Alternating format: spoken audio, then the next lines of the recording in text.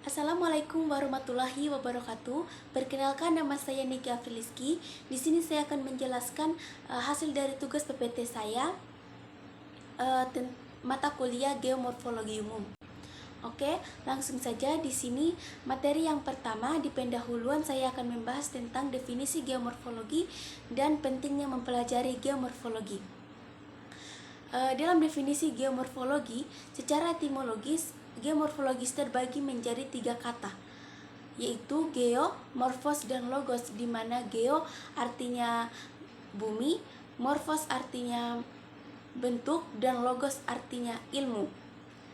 Jadi dari ketiga kajian tersebut, kita dapat simpulkan bahwa geomorfologi ini adalah kajian tentang bentuk permukaan bumi, di mana pengertiannya secara umum, geomorfologi itu adalah cabang-cabang ilmu yang memfokuskan pada bentuk-bentuk permukaan bumi dan perubahan-perubahan yang terjadi di dalamnya. Kemudian di sini saya akan membahas juga dengan pentingnya mempelajari geomorfologi. Bagaimana sih pentingnya, atau apa pentingnya mempelajari geomorfologi itu? Jadi, geomorfologi itu dapat membantu kita memahami bagaimana permukaan bumi bereaksi terhadap perubahan iklim. Hal tersebut dapat diketahui dengan mempelajari pola erosi, sedimentasi, dan perubahan permukaan tanah. Di sini juga para ilmuwan dapat memprediksi dampak dari peningkatan suhu global dan perubahan cuaca. Kemudian kita lanjut di memahami geomorfologi. Dalam memahami geomorfologi, kita perlu mengetahui sejarah geomorfologi terlebih dahulu. Oke, di sini saya akan membahasnya secara singkat saja. Jadi geomorfologi itu menjadi bidang ilmu pada abad ke-17 Masehi. Pada abad ke-19, aplikasi geomorfologi mulai diterapkan di negara yang termasuk kategori negara berkembang. Pada abad ke-20 Masehi, kemajuan pesat dalam bidang geomorfologi terjadi di wilayah barat. Contohnya di wilayah Eropa dan Amerika. Di Indonesia juga geomorfologi baru dikenal pada abad ke-20. Tapi pada awal perkembangannya, geomorfologi lebih bersifat akademik, hanya sebagai ilmu pendukung geografi dan geologi. Tetapi dalam dasawarsa terakhir ini, geomorfologi mulai dirasakan arti pentingnya dalam pembangunan maupun dalam pengelolaan lingkungan hidup.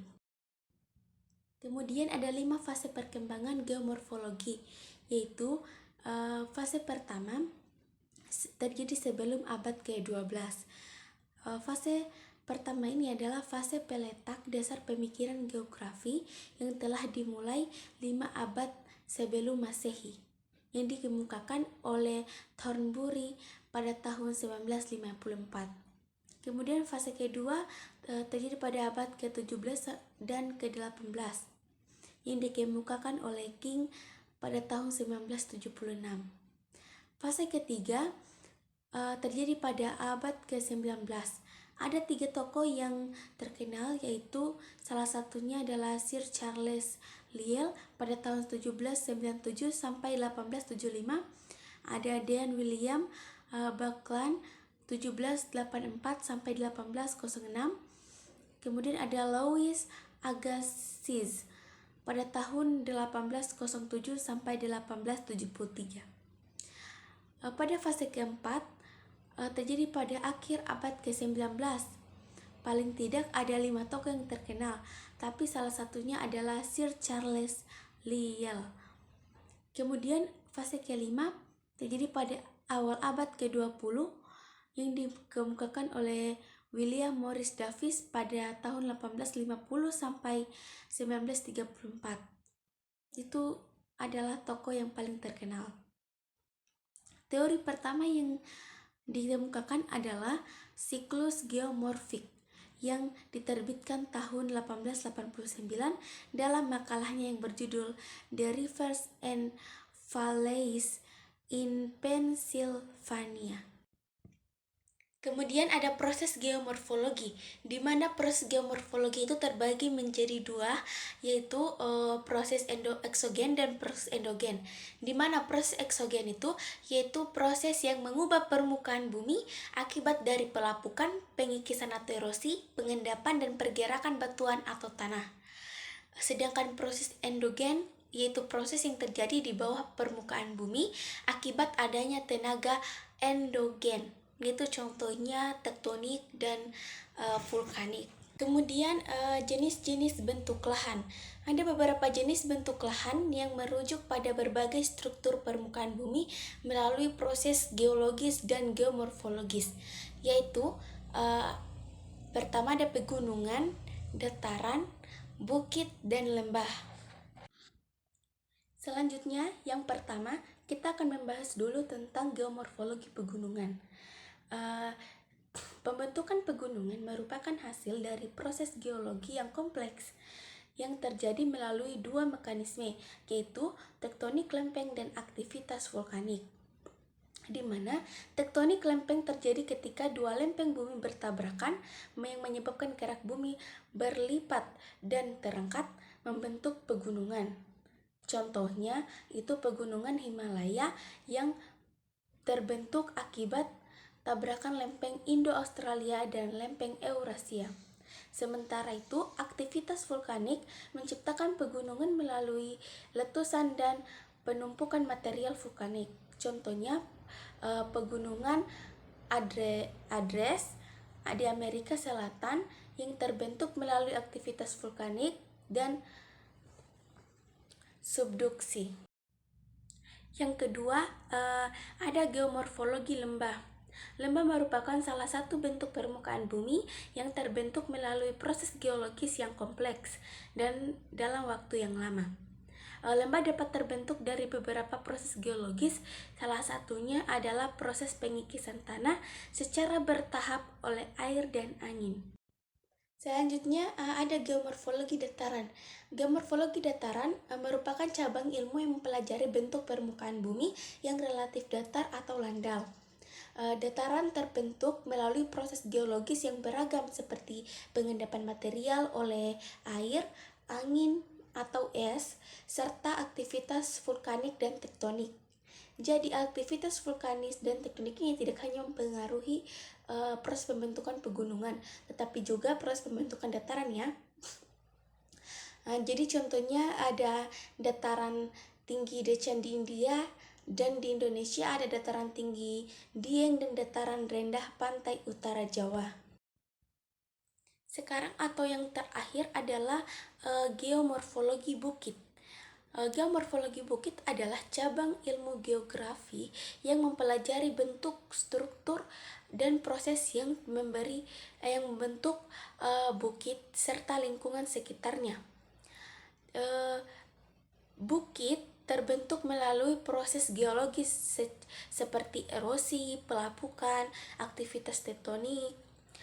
Erosi air dan angin dapat mengikis permukaan tanah dan batuan menciptakan bukit-bukit yang khas. Pelapukan kimia dan fisik juga mempengaruhi proses terbentuknya bukit dengan menguraikan batuan menjadi partikel-partikel yang lebih kecil. Kemudian aktivitas tektonik seperti gerakan lempeng bumi dapat mengangkat permukaan tanah membentuk bukit-bukit yang baru. Oke, selanjutnya dampak geomorfologi terhadap kehidupan. Daerah dataran tinggi seringkali kurang padat penduduknya dibandingkan dengan dataran rendah yang subur dan lebih cocok untuk pertanian. Sungai dan badan air lainnya menyediakan sumber air yang penting untuk kehidupan sehari-hari, irigasi, dan industri. Tetapi juga dapat menjadi bencana alam seperti banjir. Kemudian ada metode penelitian geomorfologi.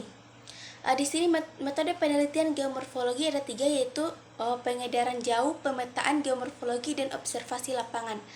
Pengidaran jauh merupakan metode yang memanfaatkan ultrasatelit dan foto udara untuk memetakan dan mempelajari fitur geomorfologi dari jarak jauh. Sedangkan pemetaan geomorfologi adalah proses penggambaran fitur geomorfologi pada peta dengan detail yang tinggi. Kemudian ada observasi lapangan. Observasi lapangan ini merupakan metode langsung di mana penelitian melakukan survei dan pengamatan langsung di lokasi penelitian. Kemudian ada geomorfologi dan perubahan iklim. Perubahan iklim memiliki dampak yang signifikan terhadap geomorfologi, yaitu peningkatan suhu global, perubahan pola hujan, dan kenaikan permukaan laut. Beberapa faktor yang mempengaruhi geomorfologi. Yang pertama, ada peningkatan suhu menyebabkan pencairan es di daerah kutub yang pada akhirnya meningkatkan volume air laut dan menyebabkan erosi pantai. Yang kedua, salah satu contoh kasus perubahan geomorfologi akibat iklim adalah hilangnya lapisan es Greenland. Oke, kemudian yang terakhir kita lanjut di aplikasi geomorfologi dalam kehidupan sehari-hari. Yang pertama ada melalui perencanaan tata ruang, mitigasi bencana alam, dan pengelolaan sumber daya alam. Di perencanaan tata ruang, kita bisa memahami karakteristik lahan seperti kestabilan tanah, risiko longsor, dan lain-lain.